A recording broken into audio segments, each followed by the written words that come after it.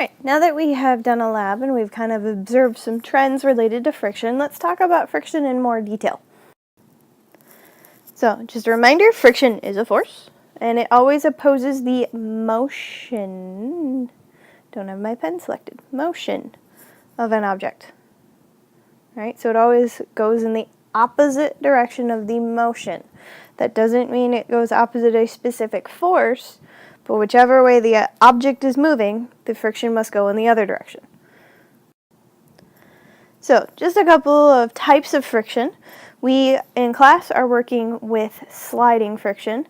All right, so that involves the molecular connections and irregularities between the two surfaces that are sliding upon each other. There's also rolling friction, which has to do with objects that roll, kind of like gears that fit together, things like that. And then another one is fluid friction, and that's just the scientific term for air resistance. So this is for sliding friction.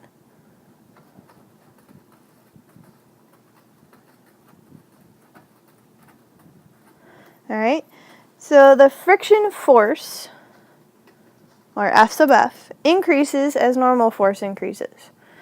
Okay, but there's another part to this. The equation, every surface has a specific coefficient of friction. And we saw that in the lab when we did F of F over F of G.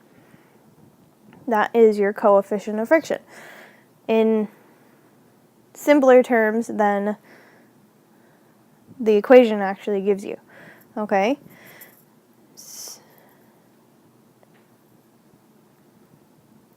So this coefficient of friction is different or changes for every single surface, and we should have seen that in the lab too. Like the carpet probably had a much higher F of F divided by F of G as compared to the lab table. Okay?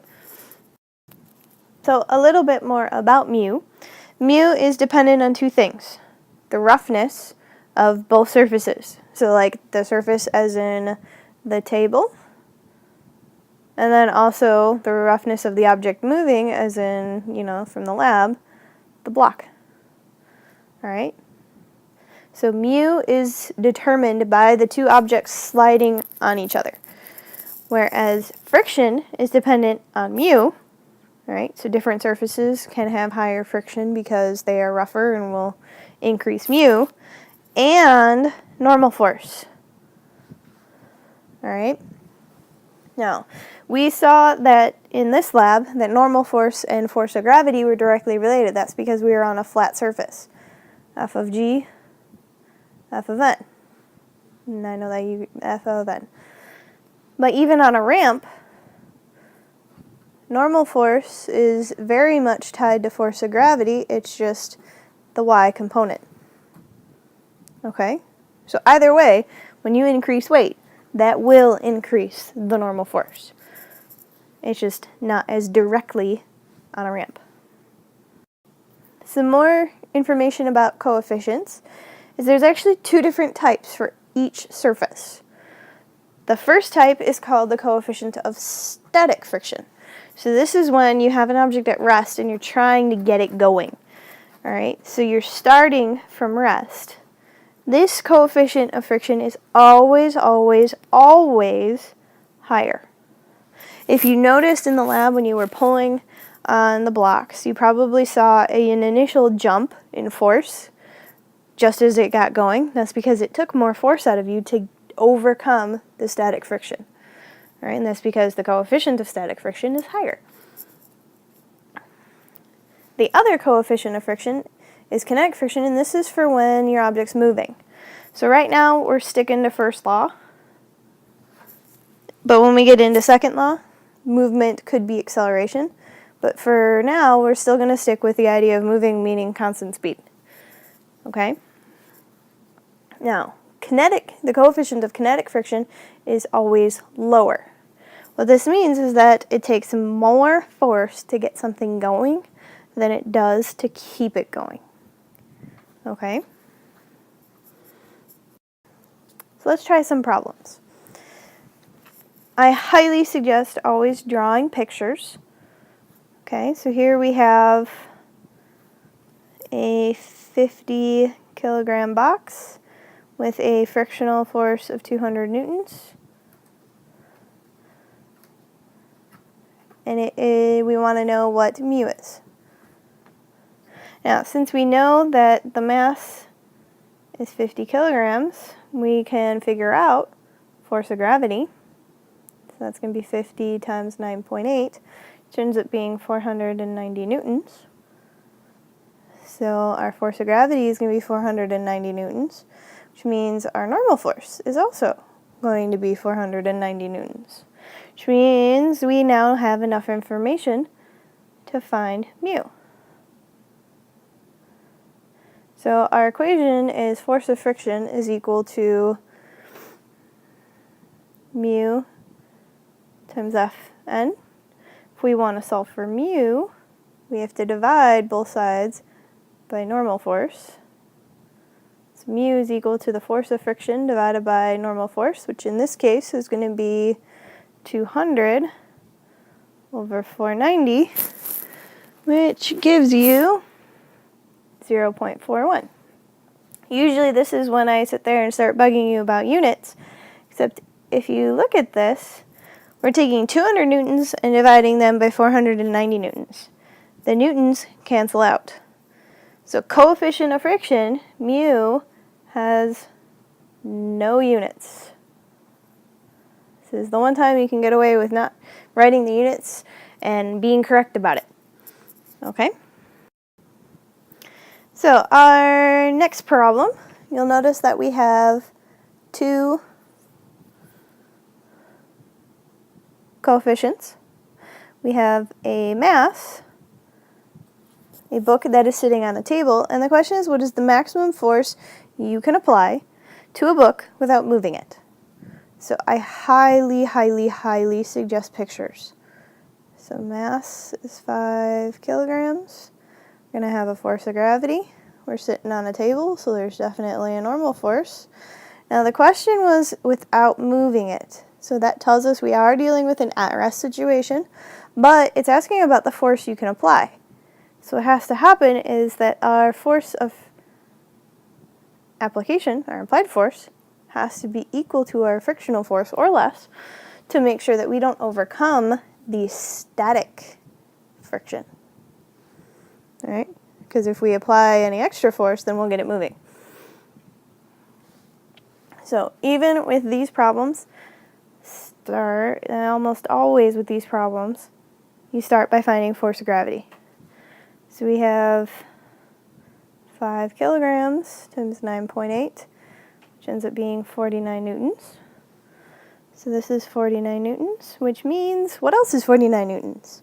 Hopefully you are saying normal force, which now gives us enough information to find another piece of information. We know that force of friction is equal to mu times normal force. Our mu is 0.54. Our normal force is 49, which means force of friction is 26.46 newtons. Which, since this is a non-moving box, everything has to give a net force of 0. I just wrote that wrong. 26.46 newtons is the applied force, or the maximum applied force that we could put on this box and have it not overcome static friction. Okay? So, last problem and trickiest problem. It's a ramp problem. So I highly, highly suggest with these, draw pictures. So we have mu k. Since it's the only coefficient we're given, I bet you this is moving. The ramp is at an angle of 56 degrees above the horizontal. The applied, we want to know what applied force, so we want to know F sub A, is needed to get a 25 kilogram, typo here, let's make that a box, moving up the ramp at a constant speed. Constant speed just tells you you've got first law, which means your net force has to be 0. So start with a picture. Here's our 25 kilogram box. We have force of gravity pointing straight down. We have our applied force going up the ramp. We have our normal force perpendicular to the ramp. And we have our frictional force going opposite of the motion because we want to move it up the ramp.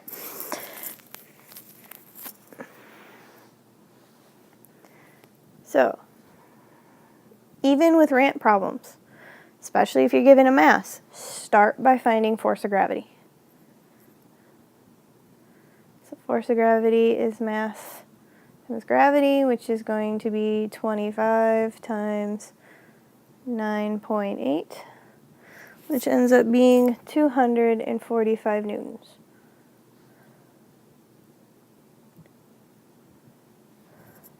Okay? Now, because force of gravity is angled compared to everything else, this 245 doesn't help us. We need to split this up into components. So, especially if you're having a hard time seeing how the components cancel out the other forces, redraw your diagram. But leave force of gravity off and put the components in instead. So we have FA, FN, FF, and then we have FGY and FGX. Okay? So now we need to find these components. FGX is going to be equal to 245 sine 56 degrees if you like going with the ramp angle, or it'll be equal to 245 cosine 34 degrees if you like using the complement, which ends up giving you 203.11. Let's grab a different color so we can see this. FGY is going to be 245 cosine 56 degrees if you like using the ramp angle, or 245 sine 34 degrees if you like using the complement, which gives you 137 newtons. So FGY is 137 newtons. Our FGX is 203.11 newtons. Alright, so now we have enough information to get one more piece to the puzzle.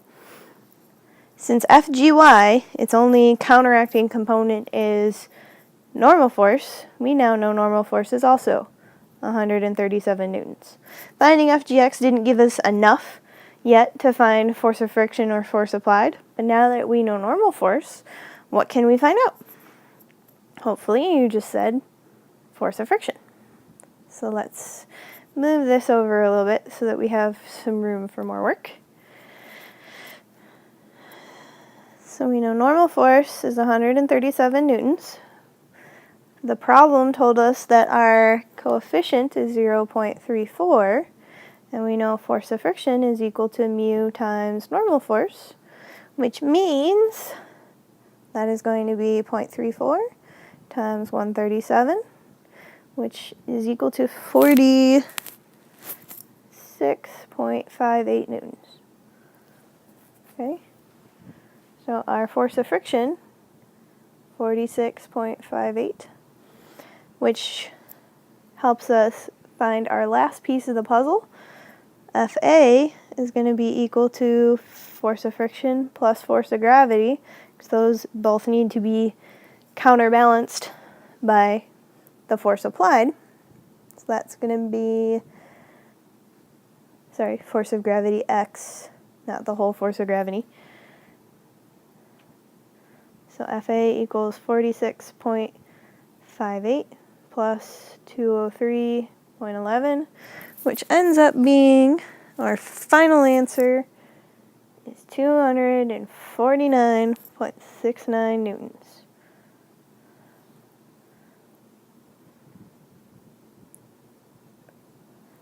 All right. So these problems can get lengthy, so you need to make sure that you keep organized work so that you keep everything straight in your head. Okay? So make sure you fill on the online form, and I'll see you in class.